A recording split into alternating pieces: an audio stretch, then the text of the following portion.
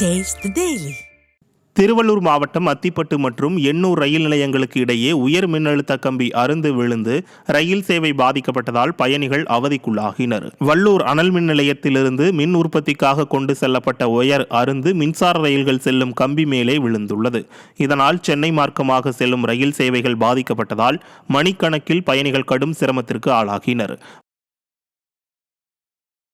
கடலூர் மாவட்டம் பன்ருட்டி அருகே சேதமடைந்த தார் சாலையை சீர் செய்து தரக்கோரி பொதுமக்கள் மறியல் போராட்டத்தில் ஈடுபட்டனர். குமளங்குளம் பகுதியில் தனியாருக்கு சொந்தமான செம்மண் குவாரி செயல்பட்டு வருகிறது.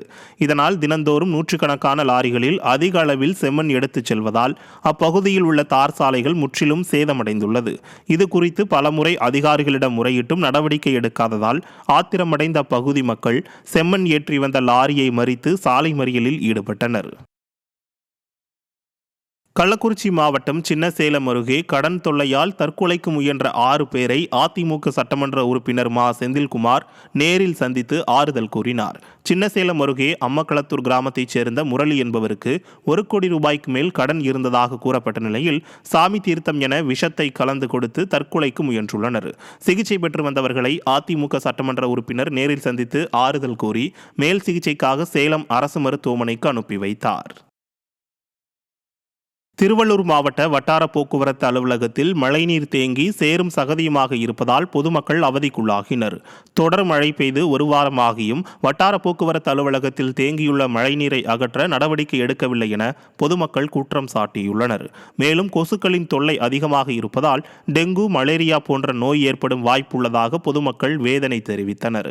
நிர்வாகத்திறனற்ற ஸ்டாலின் அரசு வட்டார போக்குவரத்து அலுவலகத்தில் தேங்கியுள்ள மழைநீரை அகற்ற நடவடிக்கை எடுக்க வேண்டும் என பொதுமக்கள் வலியுறுத்தியுள்ளனர். ராணிப்பேட்டை மாவட்டம் சோளிங்கர் அருகே மாற்றுத்திறனாளிக்கு அரசு வழங்கிய இலவச நிலத்தில் வீட்டை கட்டவிடாமல் திமுக கவுன்சிலரின் கணவர் அராஜகம் செய்வதாக புகார் எழுந்துள்ளது. புலிவலம் கிராமத்தைச் சேர்ந்த 3 அடி உயரம் கொண்ட நடிகர் தயாளனுக்கு திமுக கவுன்சிலர் நதியா மதன்குமார் இல்லத்தின் அருகே அரசு சார்பில் இலவச வீட்டுமனை பட்டா வழங்கப்பட்டுள்ளது. ஆனால் திமுக கவுன்சிலரின் கணவர் மதன்குமார் அந்த இடத்தின் முன்பு பெரிய பள்ளத்தை வெட்டி அவ்வழியாக செல்ல முடியாமல் முட்டுக்கட்டை போட்டு மாற்றுத்திறனாளியை வீடு கட்ட விடாமல் மிரட்டியதாக கூறப்படுகிறது. ஆளும் கட்சி என்ற திமிரில் திமுகவினர் அராஜகத்தில் ஈடுபடுவதாக குற்றச்சாட்டு எழுந்துள்ளது. திண்டுக்கல் மாவட்டம் வத்தலகுண்டு அருகே மஞ்சள் ஆற்றில் தற்காலிக தரைப்பாலம் அடித்துச் செல்லப்பட்ட நிலையில் அதை சீரமைக்க அரசு மெத்தனம் காட்டி வருவதால் பொதுமக்கள் அவதியடைந்து வருகின்றனர். இப்பகுதியில் புதிய மேம்பாலம் கட்டுவதற்கான பணிகள் கடந்த 10 மாதங்களுக்கு முன்பு தொடங்கப்பட்டன. ஆனால் தற்போது அதற்கான பணிகள் முடங்கி கிடப்பதால் பொதுமக்கள் ஆற்றை கடக்க முடியாமல் தவித்து வருகின்றனர். எனவே அரசு மேம்பாலம் அமைக்கும் பணிகளை விரைவில் முடிக்க வேண்டும் என கோரிக்கை எழுந்துள்ளது.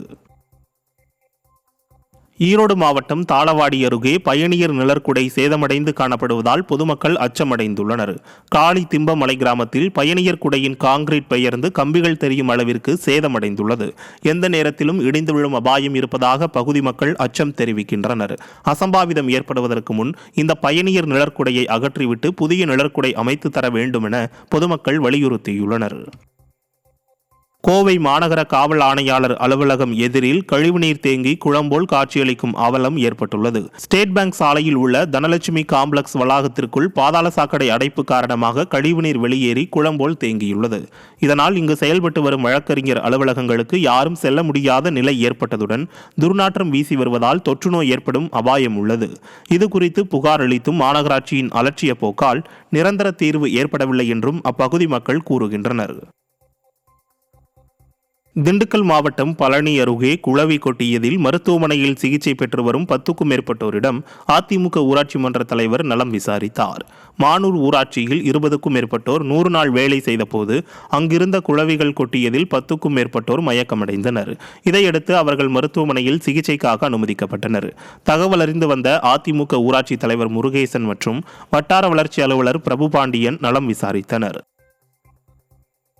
செங்கல்பட்டு மாவட்டம் மறைமலை நகரில் கழிவறை கட்டி முடிக்கப்பட்டு பல மாதங்களாக திறக்கப்படாமல் இருப்பதாக குற்றச்சாட்டு எழுந்துள்ளது. சிப்காட் பெரியார் சாலையில் தூய்மை இந்தியா திட்டத்தின் கீழ் புதிதாக கழிப்பறை கட்டப்பட்டுள்ளது. இந்த கழிப்பறை கட்டி முடிக்கப்பட்டு சுமார் 8 மாதங்களுக்கு மேல் ஆகிய நிலையில் விரைவில் மக்கள் பயன்பாட்டிற்கு கொண்டு வர வேண்டும் என பொதுமக்கள் கோரிக்கை விடுத்துள்ளனர்.